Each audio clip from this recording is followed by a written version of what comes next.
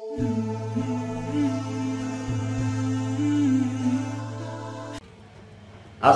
আলাইকুম ওয়া রাহমাতুল্লাহ। নাহমাদুহু ওয়া নুসাল্লি আলা রাসূলিল কারীম, আম্মা বা'দ। আলহামদুলিল্লাহ, এখন আমরা যে বিষয়ে আলোচনা করব সেই বিষয়টা হলো মেহমানদারি করা কি। মেহমানদারি করা কি? ওয়া কি সুন্নাত? হ্যাঁ, ওয়া সুন্নাত। মেহমানদারি করা সুন্নাত। বুখারী মুসলিম শরীফের মধ্যে আছে, আবু শুরাহ আল-কাবি রাদিয়াল্লাহু তাআলা আনহু হতে বর্ণিত,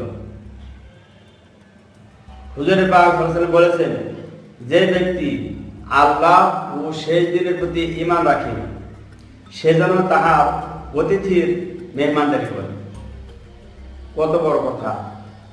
মেহমানদারি করা অনেক বড় নেকের কাজ। যে ব্যক্তি আখিরাতের প্রতি ঈমান রাখে এবং সেই দিনের প্রতি ঈমান রাখে সে যেন মেহমানদারি করে।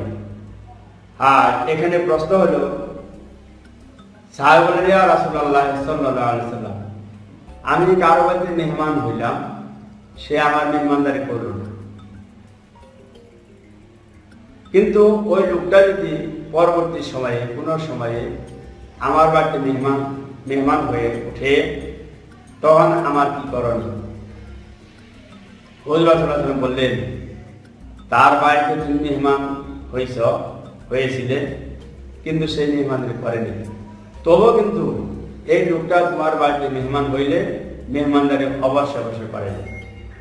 তো মেহমানদারি অনেক বড় জিনিস। কোনো মানুষের বাড়িতে যদি কেউ মেহমান হয় তাহলে কমপক্ষে 3 দিন থাকা সুন্নাত, কিন্তু 3 দিনের বেশি নয়।